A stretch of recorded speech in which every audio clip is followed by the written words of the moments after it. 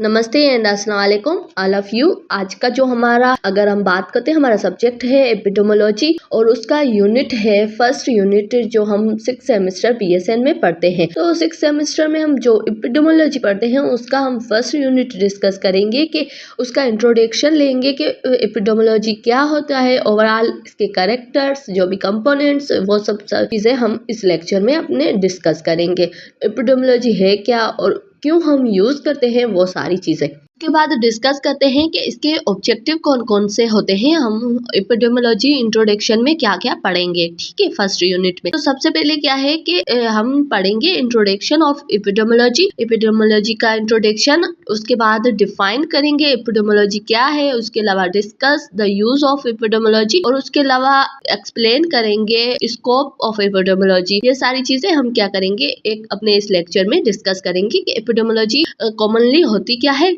और उसके अलावा उसकी डेफिनेशन क्या है। हम उसको डिस्कस करेंगे कि कहाँ हम एपिडेमोलॉजी यूज करते हैं और उसके अलावा ओवरऑल इंट्रोडक्शन लेंगे, उसका स्कोप देखेंगे। अब बात करते हैं इंट्रोडक्शन ऑफ एपिडेमोलॉजी। इंट्रोडक्शन क्या होता है एपिडेमोलॉजी का, तो सबसे पहले हम देखते हैं कि एपिडेमोलॉजी जो वर्ड है वो ड्राइव कहाँ से हुआ है। वो वर्ड ड्राइव हुआ है ग्रीक वर्ड से, ठीक है। उसकी मीनिंग क्या है, एपी मीन्स अमंग एंड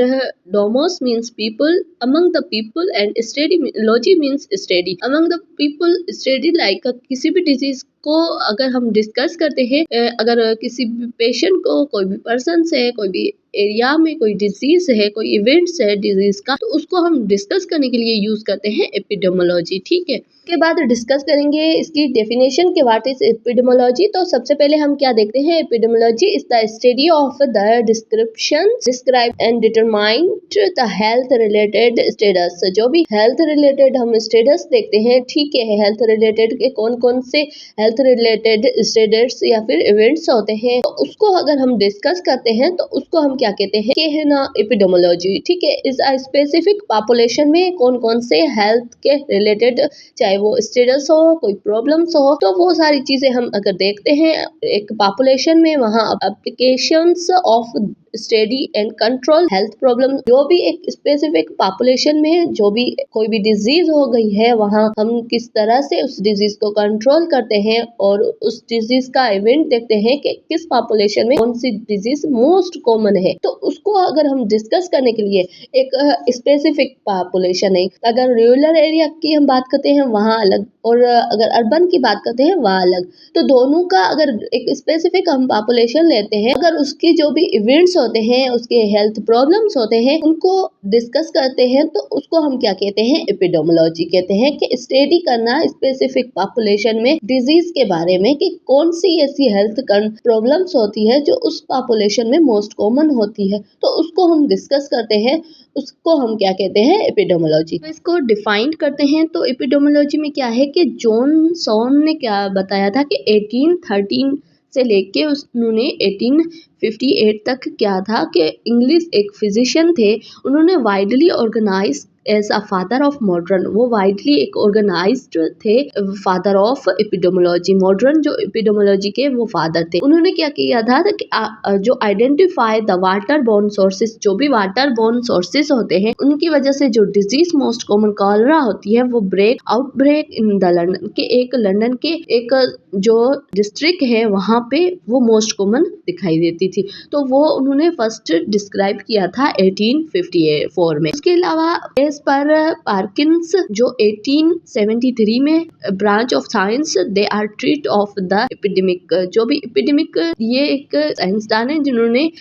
1873 में सिर्फ ये ट्रीटमेंट दिया था कि एक एपिडेमिक जो भी डिजीज होती है उसको किस तरह से डील किया जाता है एज पर फॉरेन, जिसमें कि कौन सी ऐसी इन्फेक्शियस डिजीज है, ठीक है, उनको किस तरह से उनका मास और उसके अलावा phenomena of the infectious disease और पूरा उसका फिनोमिना क्या होता है इन्फेक्शियस डिजीज का, वो उन्होंने बताया था। एज पर ग्रीट वर्ड्स 1934 उन्होंने स्टडी की थी disease as a mass and phenomena, उसका मास क्या है और फिनोमिना क्या है। और उसके अलावा ओवरऑल जितनी भी जो डिटर्मिनेशन हमने बात की है कि डिस्ट्रिक्ट लेवल या फिर डिस्ट्रीब्यूट किया था उन चीज़ों को, डिस्ट्रीब्यूशन या फिर determine the disease frequency, disease की क्या फ्रीक्वेंसी है पीपल्स में, मेंस में, तो वो सारी डिस्कस की थी 1960 में। और हमें पता है कि इसकी हिस्ट्री क्या है कि इतनी चेंजेस इनमें आई है कि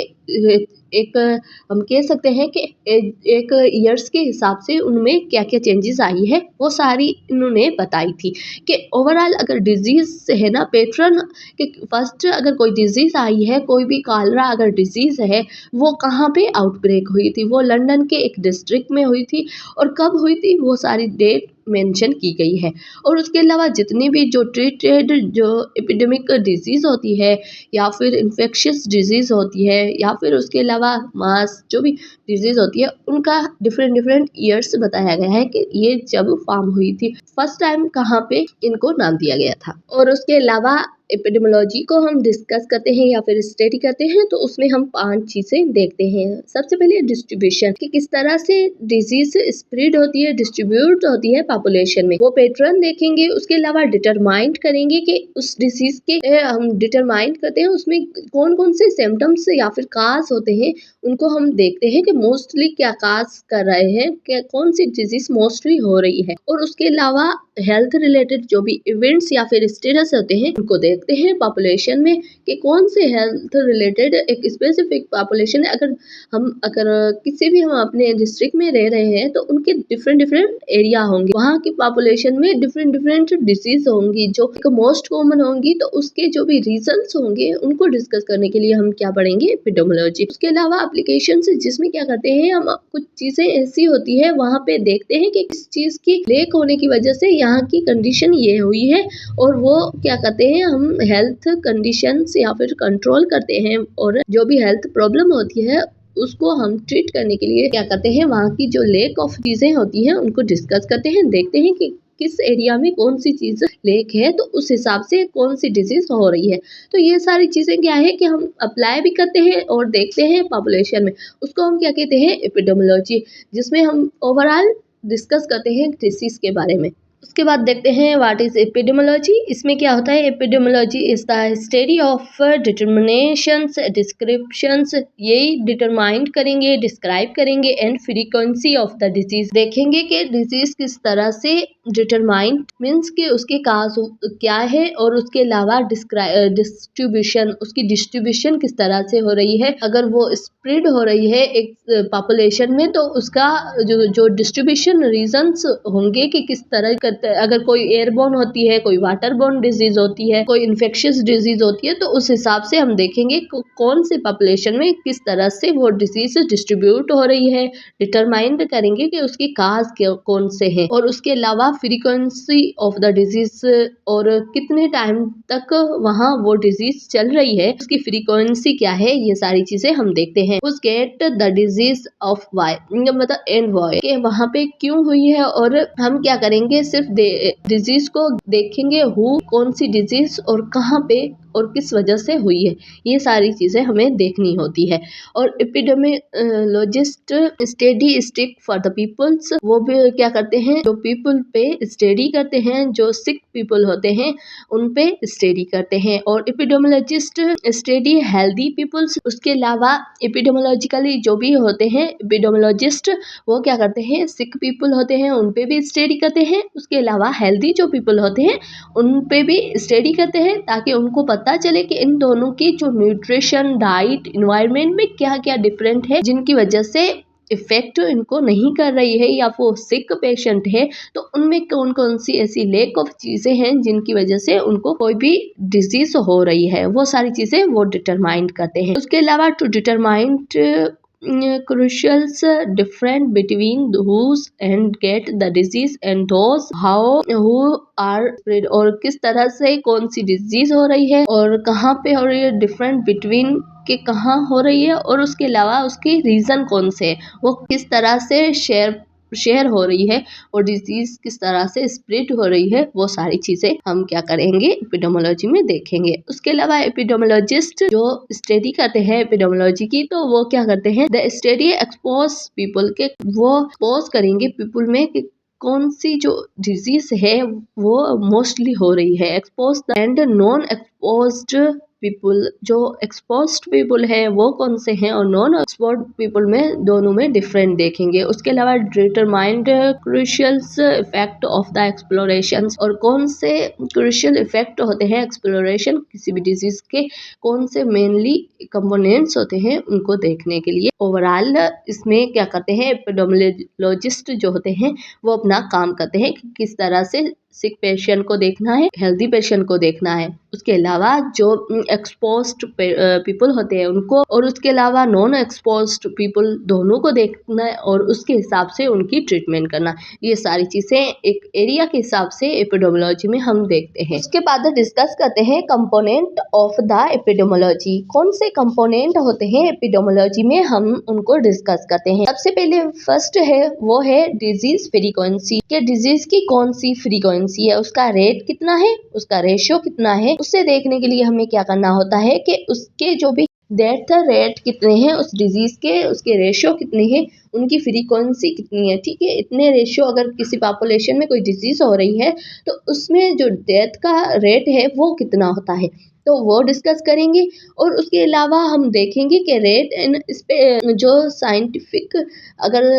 scientific speed of the frequency and occurrence per unit of the time, एक टाइम पे कितने वहाँ जो केस थे एक डिजीज के, कितने केस हुए हैं एक टाइम, स्पेसिफिक टाइम तक हम देखेंगे। और अगर उतने केस हुए हैं तो उसमें डेथ रेशियो कितना है उनको भी देखते हैं। A numbers of qualitative of one terms in the compressions to the another, कि जो एक जो रेशियो है वो एक नंबर से कंप्रेस करता है, जो उसकी क्वालिटी वो कंप्रेस करती है दूसरे नंबर को। They both terms are not part of each other, के दोनों एक दूसरे के पार्ट नहीं है। सिर्फ रेशियोस और वहाँ के जितने भी जो रेशियोस होते हैं उनको देखने के लिए हमें क्या करना होता है कि जितने पीपल हैं उसके हिसाब से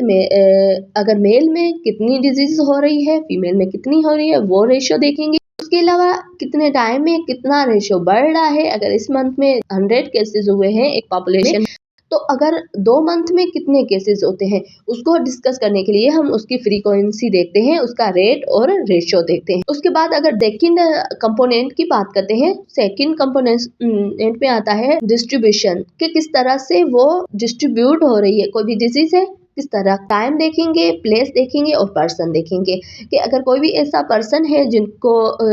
एज के हिसाब से, अगर मेल है फीमेल है, एज उसकी ओल्डर है, चाइल्ड है, या फिर जो भी एज का है एडल्ट है, उनमें कौन से पीपल को ज़्यादा इफेक्ट कर रही है ये देखेंगे। किस जगह पे ज़्यादा डिजीज क्राउडेड एरिया है, वहाँ पे जहाँ पे लोग ज़्यादा रहते हैं वहाँ पे डिजीज ज़्यादा स्प्रेड हो रही है, वहाँ पे ज़्यादा डिजीज जो इफेक्ट कर रही है वो देखते हैं। और उसके अलावा किस टाइम पे, एक सीजनल जो डिजीज होती है, हमें पता होता है कि यह जो डिजीज है ये डिस्ट्रीब्यूट, जो मोस्टली कॉमन जो डिजीज जैसे मलेरिया, अगर हम बात करते हैं हमारे जो डिस्ट्रिक्ट लेवल की बात करते हैं तो यहाँ के मलेरिया मोस्ट कॉमन होता है, और वो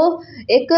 स्पेसिफिक टाइम पे ही होता है। और हमें पता है किन लोगों में ज़्यादा होता है, क्योंकि जहाँ पे क्राउडी एरिया हो और जो हम कहते हैं हाइजीनिक ना हो कंडीशन, वहाँ पे वो मोस्ट कॉमन होता है। तो इस तरह से हम क्या करेंगे, टाइम देखेंगे, पर्सन देखेंगे और प्लेस, किस जगह पे हो रही है, किस पीपल में ज़्यादा हो रही है डिजीज, और उसके अलावा किस टाइम पे हो रही है और किस प्लेस पे हो रही है, वो सारी चीज़ें हम देखते हैं। और उसके बाद डिस्कस करते हैं determination of the disease, means के किस चीज़ के कौन से इस डिजीज के काज होने चाहिए, ठीक है, किस काज की वजह से ये डिजीज हो रही है, और उसके अलावा इसके रिस्क फैक्टर कौन कौन से होते हैं, वो सारी चीज़ें हम डिस्कस करते हैं डिटर्मिनेशन ऑफ द डिजीज में, कि अगर ये डिजीज हो चुकी है तो इसके काज कौन से हैं और इसकी वजह से कौन से रिस्क फैक्टर हो सकते हैं, वो सारी चीज़ें हम क्या करेंगे देखेंगे। और उसके अलावा होस्ट फैक्टर के कौन से होस्ट फैक्टर की वजह से क्या हो रहा है, कोई भी डिजीज हो रही है, जिसमें अगर हम exploration of the host, as के हिसाब से देखेंगे, सेक्स फिजियोलॉजिकली और न्यूट्रिशनल स्टेटस, और ये सारी चीज़ें क्या है कि हमें इम्यूनोग्लोबिन, एक्सपीरियंस, ऑक्यूपेशन, ये सारी चीज़ें देखेंगे। उसके ओवरऑल अगर किसी को कोई डिसीज़ हो रही है किसी स्पेसिफिक इन अगर पॉपुलेशन में, वहाँ की हम ओवरऑल ऑक्यूपेशन देखेंगे, वहाँ के लोग उनकी एज देखेंगे, उनका जेंडर देखेंगे, उसके अलावा उनकी जेनेटिक्स देखेंगे, फिजियोलॉजिकल जो भी उनकी चीज़ें हैं वो देखेंगे और न्यूट्रिशन उनका देखेंगे। ये सारी चीज़ें देखने के बाद उनको हम क्या कहेंगे कि आप मेकअप उनका जो भी पूरा ओवरऑल हम जितनी भी हिस्ट्री होती है वो लेने के बाद हमें पता चलता है कि इस डिजीज़ के कौन से होस्ट फैक्टर हैं या फिर ये डिजीज़ के काज कौन से हैं, रिस्क फैक्टर कौन से हैं इस एनवायरनमेंट में। अगर किसी एक स्पेसिफिक एनवायरनमेंट में कोई डिजीज़ बढ़ रही है तो हमें उसके रिस्क फैक्टर पता होना बहुत ही ज़रूरी होता है कि इसके इन चीज़ों की वजह से बहुत ज़्यादा, अगर हमें मलेरिया की अगर मैं बात कर रही हूँ, हमें वहाँ किस तरह से हम डिटरमाइन करेंगे मलेरिया के काज कौन से हैं कि कौन सा जो वायरस है वो करवाता है। तो सबसे पहले हम प्लाज्मोडियम जो भी देखेंगे और उसकी वजह से हम उसकी इन्वायरमेंट देखेंगे कि कहाँ पे जो अनहाइजीनिक इन्वायरमेंट है वहाँ ज़्यादा हो रहा है, किस लोगों पे ज़्यादा मलेरिया इफेक्ट कर रहा है, ये सारी हिस्ट्री देखते हैं। उसको हम क्या कहते हैं, डिटर्मिनेशन ऑफ अ डिजीज। अब हम डिस्कस करते हैं एन ऑफ एपिडेमियोलॉजी के मकसद कौन कौन से होते हैं, हम क्यों एपिडेमियोलॉजी पढ़ते हैं। ठीक है, इसमें क्या होता है कि हमें एक डिजीज की डिस्ट्रीब्यूशन पता चलती है कि वो किस तरह से कौन सी पॉपुलेशन में किस तरह से फैलती है, उसके काज कौन से होते हैं, उसके रिस्क फैक्टर कौन से होते हैं, और उसके अलावा अगर डिजीज हो गई है तो हम उस पेशेंट को किस तरीके से प्रिवेंशन कर सकते हैं। तो इसका मकसद यही होता है एपिडेमियोलॉजी का कि ओवरऑल हमें डिसीज का पता हो, उसके काज पता हो, उनका रूट ऑफ ट्रांसमिशन पता हो और किस पॉपुलेशन में ज्यादा हो रही है, किस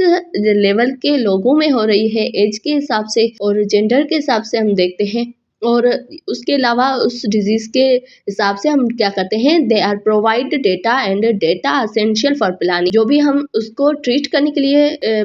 जो ये सारी डेटा हमें लेनी बहुत जरूरी होती है कि हमें ओवरऑल डिजीज का पता है कि इन चीजों की वजह से हो गई है। ठीक है, हम प्लान करेंगे कि इसको ट्रीट किस तरीके से किया जाए। तो वो सारे एक इम्प्लीमेंटेशन इवोल्यूशन करते हैं और प्रिवेंशन करते हैं और कंट्रोल करते हैं उस डिजीज को और ट्रीटमेंट देते हैं पेशेंट को, ताकि उस डिजीज की वजह से और ज्यादा पेशेंट्स इफेक्टेड ना हो सके। ओवरऑल मकसद यही होता है कि एपिडेमियोलॉजी में क्या कोई डिजीज हो गई है तो हमें उसका पता चल गया है कि इन चीजों की वजह से ओवरऑल उसकी डेटा लेते हैं और उसके बाद उसका ट्रीटमेंट करते हैं उस डिजीज का, और ताकि वो जो भी पॉपुलेशन है उनमें ज्यादा ना हो सके।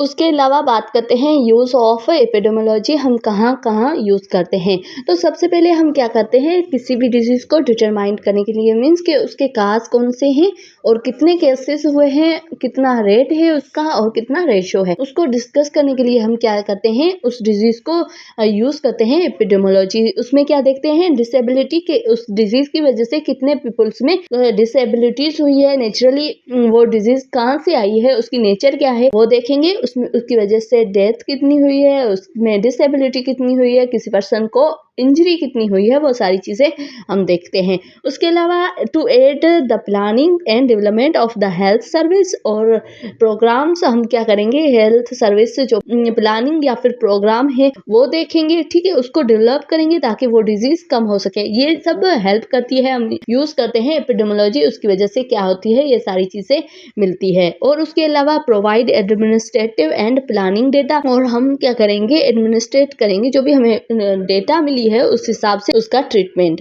And study and cause, and जो भी काज है उसकी इटियोलॉजी है, डिजीज की कंडीशन है, डिसऑर्डर या फिर डिसेबिलिटीज है, वो सारी हम डिस्कस करते हैं। और उसके अलावा क्या करेंगे कि डिटरमाइन करेंगे primary agent responsible for the कौन से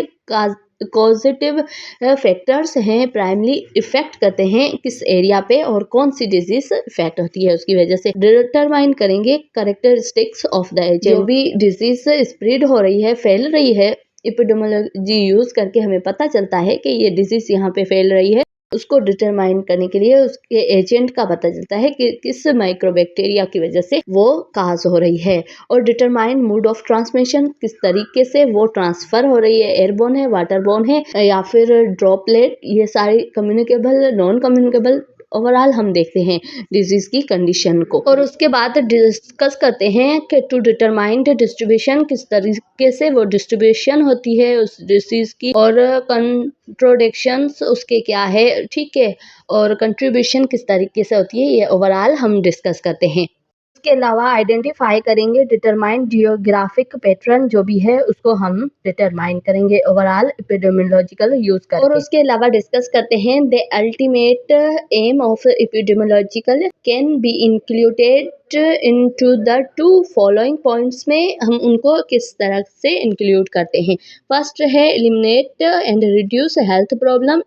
कॉन्सिक्वेशंस, के कौन सी हेल्थ प्रॉब्लम है और कौन से उसके कॉन्सिक्वेशन है, किस तरीके से वो होती है, और उसके अलावा promote the health and wellbeings of the society as a whole, means के ओवरऑल जो सोसाइटी है उसमें हम किस तरीके से वेलबींग ला सकते हैं, हेल्थ के रिलेटेड उसकी हेल्थ किस तरह से प्रमोशन करते हैं। ये जो दो हम क्या करते हैं, इन दो पॉइंट्स को देखते हैं। फर्स्ट में एलिमिनेट करते हैं जो भी के कौन से कॉन्सिक्वेशन की वजह से डिजीज हो रही है, दूसरे में करते हैं कि किन की वजह से हम वेलबींग को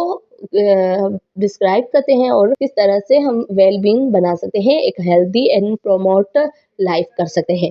और उसके अलावा इसके टाइप बात करते हैं कि एपिडेमियोलॉजी के कौन कौन से टाइप्स होते हैं। दो इसके मेन टाइप होते हैं। फर्स्ट है डिस्क्रिप्टिव एपिडेमियोलॉजी, के हम उसको किस तरह से डिस्क्राइब कर रहे हैं, और एक है एनालिटिक। डिस्क्रिप्टिव जो एपिडेमियोलॉजी है इसका टाइप, उसमें क्या करते हैं, एक्समाइन एंड डिटरमाइन, एक्समाइन करते हैं किसी भी पेशेंट को कि किस तरह से उसकी डिजीज उस पर इफेक्ट कर रही है। जो डिस्ट्रीब्यूशन किस तरह से हो रही है डिजीज की, और कौन सी डिजीज पॉपुलेशन में ज्यादा हो रही है उसको एब्जॉर्व करेंगे। जो ऑब्जर्विंग्स एंड बेसिक फीचर्स कौन कौन से हो रहे हैं और किस फीचर्स की वजह से वो डिस्ट्रीब्यूट हो रही है पॉपुलेशन में, वो सारी चीजें हम देखते हैं। इसमें हु, व्हाट, व्हेन, के कहाँ, कैसे और किस तरीके से, और वेयर किस जगह पे वो डिजीज ज्यादा इफेक्ट कर रही है, कौन सी जगह पे हेल्थ प्रॉब्लम ज्यादा है, और कहाँ और किस एज के लोगों में, और उसके अलावा कितनी, और वो सारी चीजें हम, और किस वजह से, ये सारी चीजें हम डिस्कस करते हैं।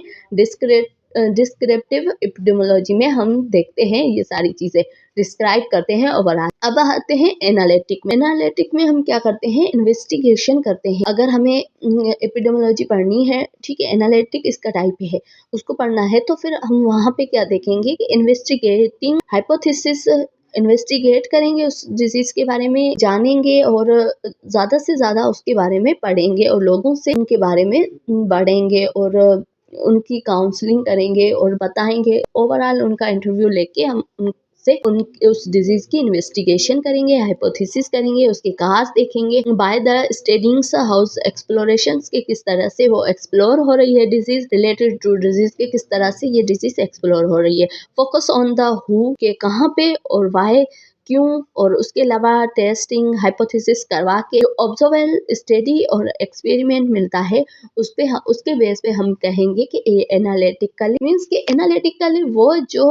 हम इन्वेस्टिगेट करें, ज़्यादा से ज़्यादा उसमें खोज करें, जांच पड़ताल करें, उससे हमें ज़्यादा पता चले किसी डिजीज का, तो उसको हम क्या कहते हैं, एनालिटिक। डिस्क्रिप्टिव, हमें पता है ये डिजीज है, एरिया में ज़्यादा है, इसके कौन कौन से सिम्टम्स है, वो सारी चीज़ें वो आती है डिस्क्रिप्टिव में। जहाँ पे हम इन्वेस्टिगेशन करें, उसके जो डिफरेंट डिफरेंट काज होते हैं, वो सारी चीज़ें देखते हैं, तो उसको हम क्या कहते हैं, एनालिटिक एपिडेमियोलॉजी। डिस्क्रिप्टिव की बात करते हैं तो डिस्क्रिप्टिव जो एपिडेमियोलॉजी क्या करती है, deal with person, place and time. Descriptive में हम क्या कहेंगे कि पर्सन, प्लेस एंड टाइम, किस जगह पे कौन सी पॉपुलेशन में ज्यादा हो रही है, किस एज के लोगों में, किस जेंडर के लोगों में ज्यादा हो रही है, वो देखते हैं, और कहाँ पे कौन सी जगह पे ज्यादा हो रही है और किस टाइम पे, क्योंकि हर डिजीज का डिफरेंट डिफरेंट टाइम्स, कुछ ऐसी डिजीज होती है जैसे कि ट्यूबरकुलोसिस, मोस्टली अगर हम कहते हैं ना डायग्नोस कब होती है, किसी भी क्राउडी एरिया में होती है, तो मोस्ट कॉमन हम कहते हैं विंटर के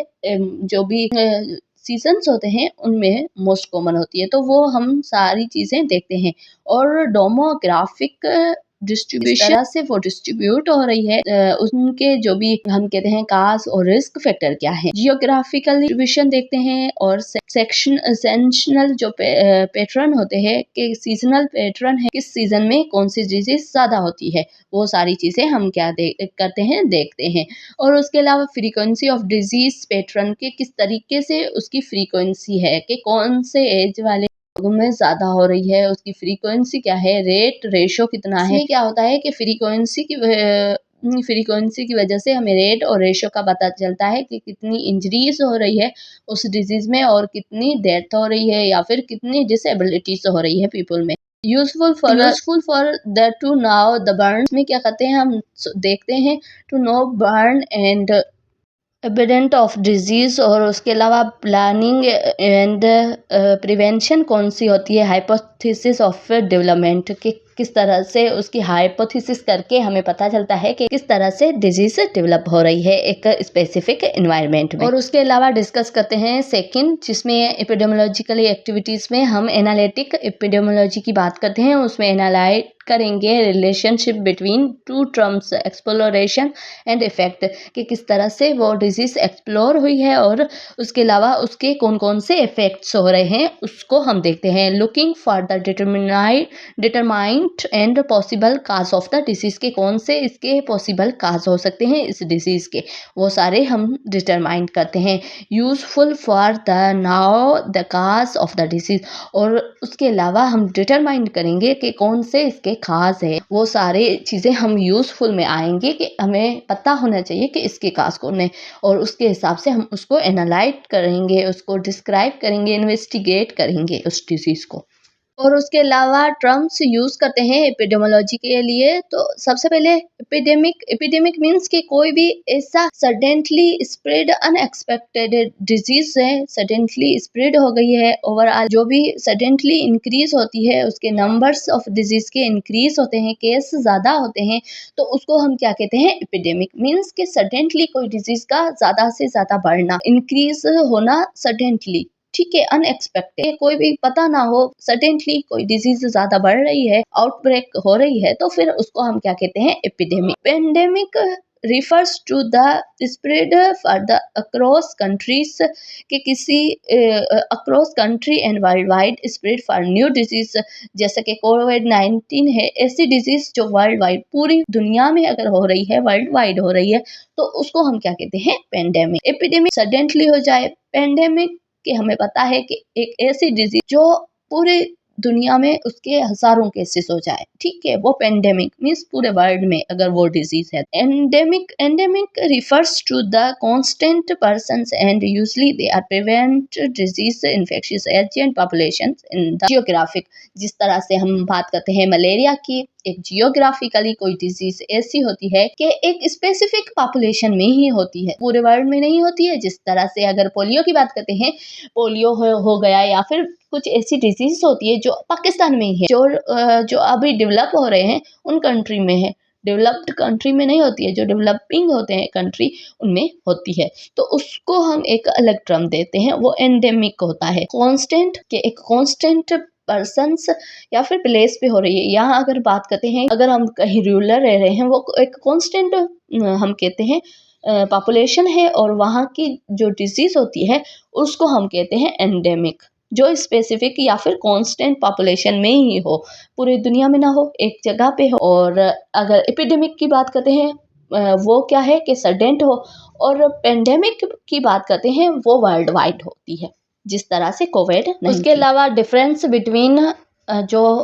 डिस्क्रिप्टिव एपिडेमियोलॉजी और एनालिटिक एपिडेमियोलॉजी है, उसको हम अगर बात करते हैं तो डिस्क्रिप्टिव में हम क्या करते हैं, एक्समिनेशंस एंड डिस्ट्रीब्यूशन, कि किस तरह से डिजीज डिस्ट्रीब्यूट हो रही है, उसकी स्प्रेड किस तरीके से हो रही है, वो चीज़ें देखते हैं। और उसके अलावा डिजीज किस पॉपुलेशन में ज़्यादा हो रही है, बेसिक फीचर्स कौन से होते हैं डिस्ट्रीब्यूशन के, कि कौन सी चीज़ें बेसिक होती हैं उनकी वजह से वो डिजीज ट्रांसमिट हो रही है, ये सारी चीज़ें हम क्या करते हैं, डिस्क्रिप्टिव में देखते हैं। एनालिटिक एपिडेमियोलॉजी में क्या होता है कि टेस्ट करते हैं, हाइपोथेसिस करते हैं कि किसी डिजीज़ को हमें पता चल गया है ये डिजीज़ हो रही है, तो सबसे पहले किस चीज़ की वजह से हो रही है उसको एनालाइज करते हैं, ठीक है, टेस्ट के थ्रू। और उसके अलावा हाइपोथेसिस करते हैं और रिलेशन देखते हैं डिजीज़ का कि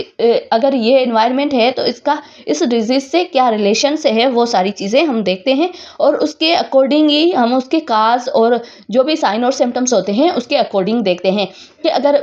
वो हम ऐसे ही नहीं देख सकते, हम उसको एनालाइज करते हैं टेस्ट के थ्रू, किसी चीज़ के थ्रू। अगर डिस्क्रिप्टिव की बात करते हैं, हमें पता है कि इस पॉपुलेशन में ये डिजीज़ ज़्यादा होती है, हमें पता है इसके काज कौन से, तो वो सारी चीज़ें क्या है कि वो डिस्क्रिप्टिव में आती है। So thank you so much. आज का यूनिट हमारा कंप्लीट हो गया, एपिडेमियोलॉजी का फर्स्ट यूनिट, जो हमने ओवरऑल एपिडेमियोलॉजी के टाइप्स, कंपोनेंट, कैरेक्टर्स और उसके अलावा एपिडेमियोलॉजी क्या होती है और उसके अलावा जो भी हम यूज़ करते हैं